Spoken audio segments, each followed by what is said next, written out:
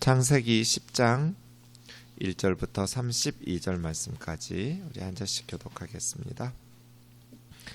노아의 아들 셈과 함과 야벳의 족보는 이러하니라. 홍수 후에 그들이 아들들을 낳았으니 야벳의 아들은 고멜과 마곡과 마대와 야안과 두발과 메섹과 디라스요.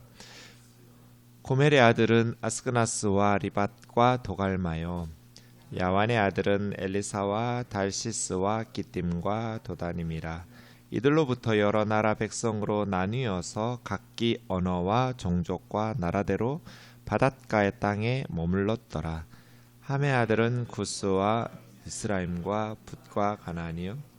구스의 아들은 스바와 하일라와 삽다와 라마와 삽드가요. 라마의 아들은 스바와 드다님이요. 구스가 또 니므롯을 낳았으니 그는 세상의 첫 용사라. 그가 여호와 앞에서 용감한 사냥꾼이 되었으므로 속담에 이르기를 아무는 여호와 앞에 니므롯같이 용감한 사냥꾼이로다 하더라. 그의 나라는 시나알 땅의 바벨과 에렉과 아갓과 갈레에서 시작되었으며 그가 그 땅에서 아스루로 나아가 니느웨와 르호보딜과 갈라와 민 니느웨와 갈라 사이에 레센을 건설하였으니 이는 큰 성읍이라.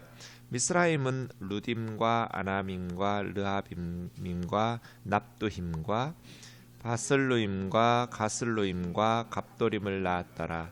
가슬루임에게서 블레셋이 나왔더라. 가나안은 장자 시돈과 헷을 낳고 또 여부스 족속과 아모리 족속과 기르가스 족속과 히위 족속과 알가 족속과 신 족속과 아르완 족속과 스말 족속과 하맛 족속을 낳았더니 이후로 가나안 자손의 족속이 흩어져 나아갔더라. 가나안의 경계는 시돈에서부터 그라를 지나 가사까지와 소돔과 고모라와 아드마와 스보임을 지나 라사까지였었더라. 그들은 함의 자손이라 각기 족속과 언어와 지방과 나라대로였더라. 셈은 에벨 온 조상의 자손의 조상이요 야벳의 형이라. 그에게도 자녀가 출생하였으니 셈의 아들은 엘람과 아수르와 아르박삿과 룻과 아람이요. 아람의 아들은 우스와 훌과 게델과 마스며 아르박삿은 셀라를 낳고 셀라는 에벨을 낳았으며 에벨은 두 아들을 낳고 하나의 이름을 벨렉이라 하였으니 그때 세상이 나뉘었으며 벨렉의 아우의 이름은 욕단이며 욕단은 알모닷과 셀렙과 하살마익과 예라와 하도람과 오살과 디글라와 오발과 아비마엘과 스바와 오빌과 하일라와 요밥을 낳았으니 이들은 다 욕단의 아들이며 그들이 거주하는 곳은 메사에서부터 스발로 가는 길의 동쪽 산이었더라. 이들은 셈의 자손이니 그 족속과 언어와 지방과 나라대로였더라. 이들은 그 백성의 족보에 따르면 노아 자손의 족속이요 홍수의 이들에게서 그 땅의 백성들이 나뉘었더라. 아멘. 창세기에 두 개의 족보가 나오는데요. 4장 후반부에서 5장까지는 가인의 후손과 가인이 죽였던 아벨 대신 태어난 셋. 셋이라는 단어 자체가 대신하다 그런 뜻이에요. 셋의 족보가 나오고요. 10장에 셈, 함, 야벳, 노아의 후손들의 족보가 나옵니다. 물론 이 10장에는 모든 민족이 다 수록되지는 않았습니다. 하지만 이 72명이 방주에서 나온 셈, 함, 야벳의 후손으로 그 시대에 문자화된 세계지도 같이 흩어져서 퍼져 살았던 족속들을 이야기하고 있습니다.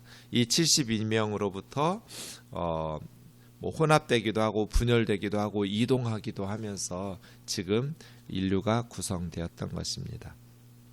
우선 1절에서는 홍수 후에 셈, 함, 야벳의 족보가 이러하다 하면서 이야기를 시작하고요. 2절에서부터는 야벳부터 시작합니다. 야벳, 함, 셈 이런 순서로 소개하고 있는데 야벳이 가장 많은 아들을 낳았어요. 2절에 보면 7명, 함은 4명, 그리고 셈에 대해서 함에 대한 이야기가 가장 길게 소개되고 있고요. 셈은 5명. 그래서 야벳이 7명의 아들을 낳았는데 고멜, 마곡, 마대, 야완, 두발, 메색, 디라스라는 7명 중에 고멜과 야완이라는 아들에 대해서는 손주까지 이렇게 소개하고 있어요. 고멜의 아들과 야완의 아들 소개한 후에 5절에 언어, 종족, 나라대로 바닷가 땅에 머물렀더라. 사실은 언어가 나뉘어서 언어대로 흩어졌다라는 말씀은 이해하기 어려운데 왜냐하면 언어가 하나였을 거잖아요. 그런데 11장의 바벨탑, 이 바벨성 사건 때문에 언어가 나뉘어서 10장의 족보와 11장의 바벨탑 사건 이야기를 순서가 좀 바뀌었다라는 생각이 들어요. 11장이 먼저 나와서 그래서 언어대로 나뉘었구나. 10장의 족보 소개할 때 언어대로 흩어져서 살 수밖에 없었던 상황들이 이해할 수 있을 텐데 바벨탑 이야기 하기 전에 먼저 10장의 족보를 먼저 이야기했어요. 그 이유는 그 11장 이야기하고 그 다음 이어지는 셈의 족보 중에 아브라함 족보가 나오면서 12장에 아브라함 스토리가 본격적으로 시작되거든요. 그래서 아브라함 스토리를 설명하기 위해서 바꿔놓은 거예요. 역사적으로 일어난 순서대로 보면 11장의 바벨성 사건이 먼저 나와야죠. 그리고 나서 10장의 족보 이야기하면서 언어대로 흩어졌다. 언어대로 족속과 나라가 이루어지면서 흩어졌다 하는 게 이해하기 쉽지만 순서를 바꾼 것은 10장의 족보 이야기를 먼저 하고 11장의 바벨성 이야기를 해야 아브라함이 본토 친척 아비집에서 떠나오는 것을 설명할 수 있기 때문에 바뀌어놓은 것이죠. 그 다음 6절에서부터 함의 자손 이야기합니다. 함은 4명의 아들을 낳았어요. 구스, 미스라임, 붓, 가나안. 이 4명 중에서 붓 셋째를 빼고 구스와 미스라임과 가나안에 대해서 그 다음 북의 설명을 하고 있습니다.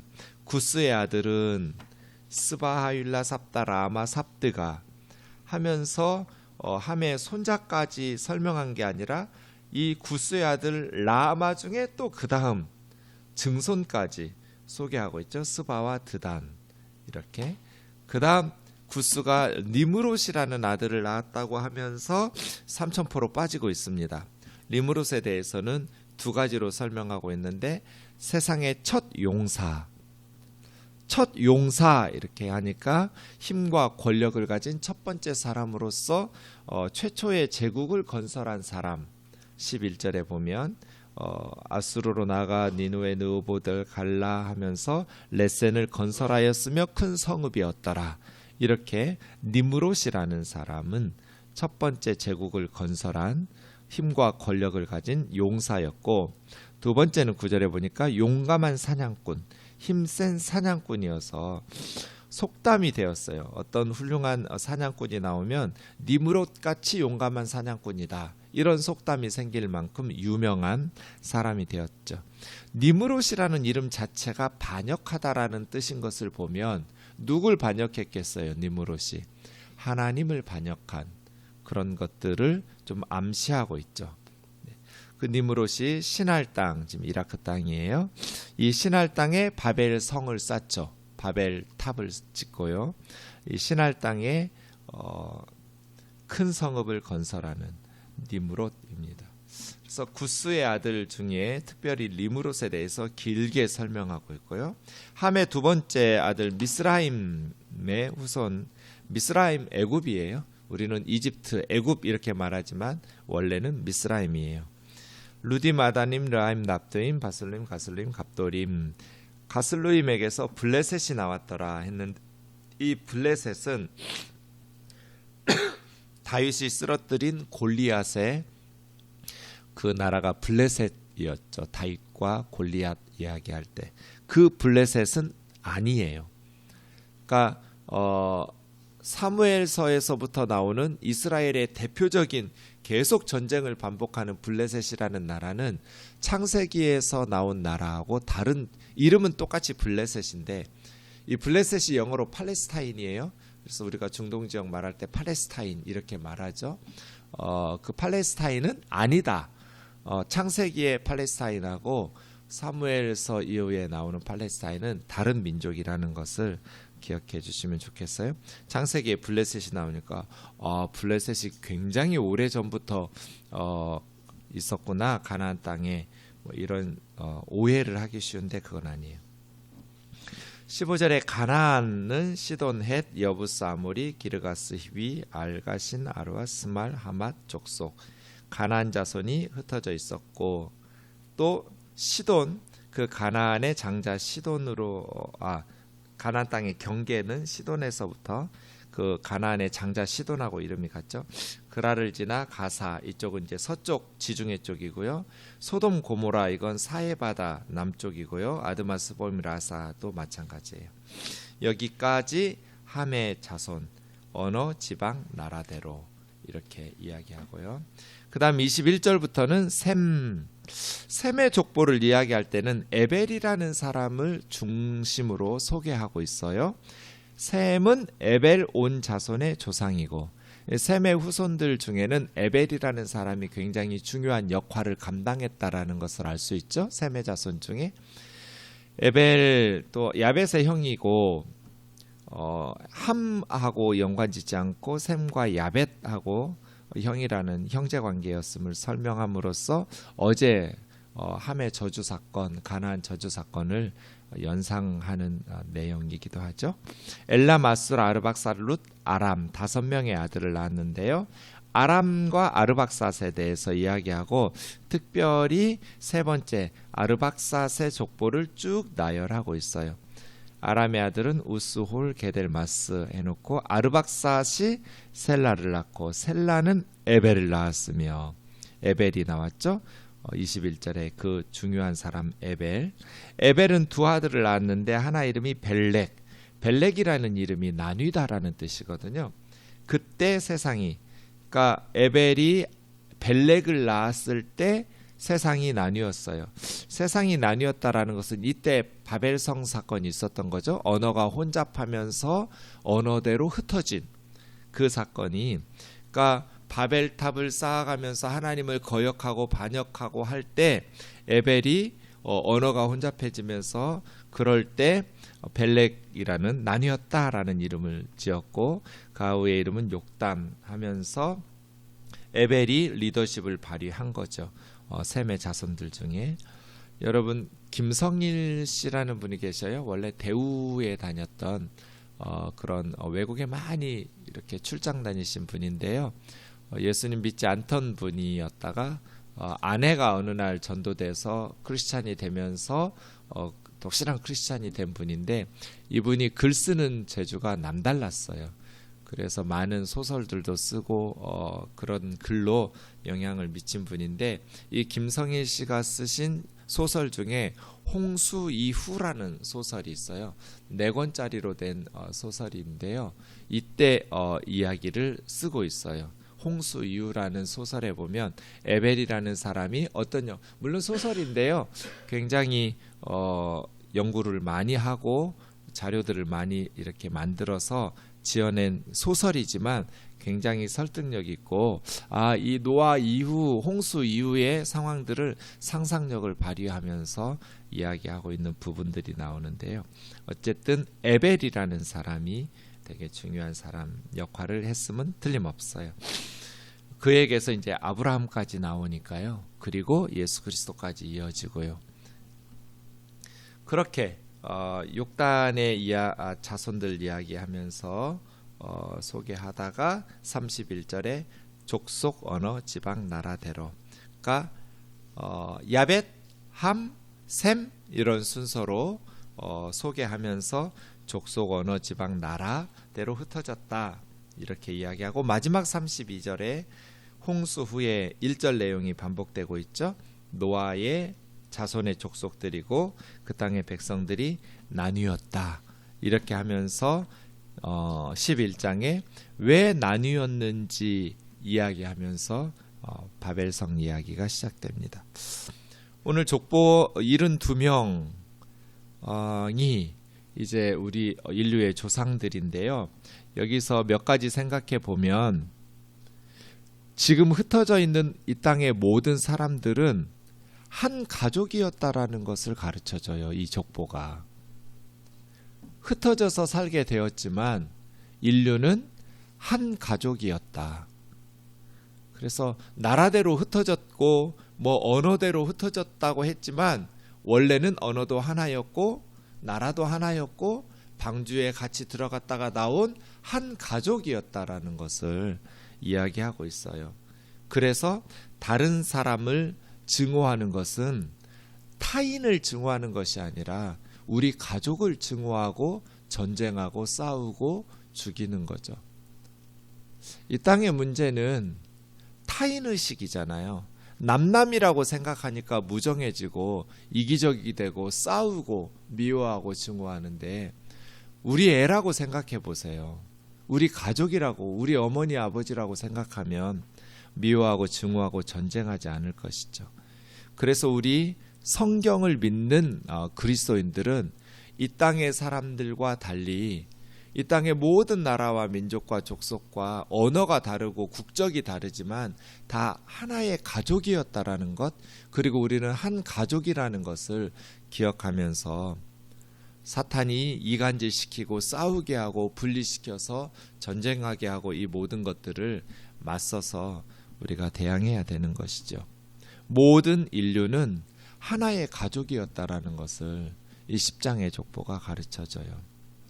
그리고 이 10장의 족보를 보면 하나님께서 9장에서 생육하고 번성하고 땅에 충만하라고 복을 주셨던 노아에게 방주에서 나온 노아에게 주셨던 그 복이 이루어지고 실현되고 있다라는 것을 또 보여주어요. 그래서 하나님께서는 약속하시고 말씀하신 바를 이루어가고 계시는 생육하고 번성하는 그러한 축복이 실현되고 있구나라는 것을 이야기하고 있고요. 중요한 것, 이스라엘이 없어요. 이 10장에서는. 그러니까 이스라엘은 인류 무대에서 후발주자예요. 이미 나라들이 각 지역에서 세력을 확장하고 국가를 형성하고 있을 때 그때 비로소 아브라함이 부름받아서 시작되잖아요. 그러니까 이스라엘이라는 나라는 이미 나라들이 다 한동안 진행되고 뿌리내리고 있은 후에 아브라함 한 사람의 부르심에서부터 시작된 후발주자. 이게 무엇을 의미하냐면 구약 성경과 하나님의 계획은 이스라엘 중심이 아니다. 하나님의 구원 역사는 하나님의 관심은 이스라엘에게만 제한되지 않았다. 하나님께서는 모든 역사, 모든 인류들을 하나님에게 향하도록 하나님의 관심과 사랑과 돌보심을 받는 것이지 아브라함과 그의 후손인 이스라엘에만 하나님께서 복을 주시거나 관심을 가지신 것이 아니다. 오히려 아브라함을 부르시고 복을 주신 것은 땅의 모든 족속을 복받게 하기 위한 하나의 통로고 하나님의 어떤 천하 만민을 복 주시려는 계획의 일환이지 하나님의 구원과 하나님의 관심이 이스라엘에게만 제한된 적이 없다. 그래서 이 땅의 사람들이 이스라엘 사람이 아니어도 신실한 하나님의 백성들이 있다. 왜냐하면 하나님 앞에 의인이었고 하나님과 동행하면서 믿음으로 구원받았던 노아의 후손이니까 이 땅의 모든 사람들은 다 신실한 하나님의 백성이었어요. 시간이 흐르면서 언어가 달라지고 흩어지고 살면서 하나님을 섬겼던 그들이 우상 숭배로 변질됐겠죠. 처음에는 다 하나님을 섬긴 거죠. 이스라엘만 하나님 섬긴 게 아니라 이 땅의 모든 사람들이 다 하나님을 섬겼고 노아의 자손이니까 하나님을 신실하게 따르다가 중간에 우상 숭배로 변질된 거죠. 그래서 욥 같은 사람 말이에요. 욥은 얼마나 하나님을 신실하게 섬겨요? 정말 그런 사람 없다 싶을 만큼 경건한 하나님의 백성이었는데 욥은 이스라엘 사람이 아니에요. 동방에 이렇게 시작하잖아요. 욥은 어떻게 하나님 섬겼어요? 이스라엘 사람도 아닌데 노아의 후손이니까 신실하게 하나님을 섬기는 신앙의 계승이 이루어진 거죠. 욥도 자기 10명의 자손들 다 그렇게 하나님 섬기도록 신앙을 전수시키고 있잖아요. 그렇게 멜기세덱 같은 사람, 아브라함이 11조를 갖다 바치면서 아브라함에게 축복해 주었던 살렘 왕 멜기세덱, 이 사람은 이스라엘 사람도 아닌데 어떻게 하나님의 제사장이고 예수님이 멜기세덱의 반차를 따르는 제사장이거든요. 어떻게 그런 훌륭한 신앙인이 되었을까? 그럼 멜기세덱만 하나님을 섬겼을까요? 아니죠. 멜기세덱의 조상들로부터 계승된 신앙을 그 나라가, 왕이 이렇게 경건한 하나님의 백성이니까 나라 백성들이 다 하나님 심실하게 섬겼겠죠. 아브라함 시대에 아브라함 혼자 천국 간 것이 아니라 더 훨씬 많은 사람들이 하나님을 섬긴 거죠. 이렇게 욥이나 멜기세덱 같이 다른 많은 구원받은 하나님의 백성들이 있었다. 그래서 목사님, 고조선 사람들은, 우리 조상들은 예수님의 복음을 듣지도 못했는데 다 지옥에 가는 것 좀 억울하지 않나요? 아니요. 나는 우리 조상들이 다 지옥에 갔다고 생각 안 해요. 그건 알 수 없어요. 우리 조상들이 미국으로 건너간 청교도들처럼 신앙을 지키기 위해서 이 한반도까지 아마 북방계예요. 언어나 생김새를 보면 몽골 쪽에서 이렇게 건너왔다면 우리가 알 수가 없다. 신실한 하나님의 백성들이 그 속에 다 우상 숭배하고 변형되고 신앙이 있음에도 불구하고 막 독재자들이 만들어지고 우상 숭배할 때 거역함 없이 모든 가족이 다 그렇게 빠졌을까? 그럴 수도 있지만 우리는 천국에 가봐야 한다. 그렇게 이 땅의 모든 사람들은 다 신실한 하나님의 백성, 하나님의 가족으로 시작되어서 중간에 변질된 거죠. 우상 숭배로.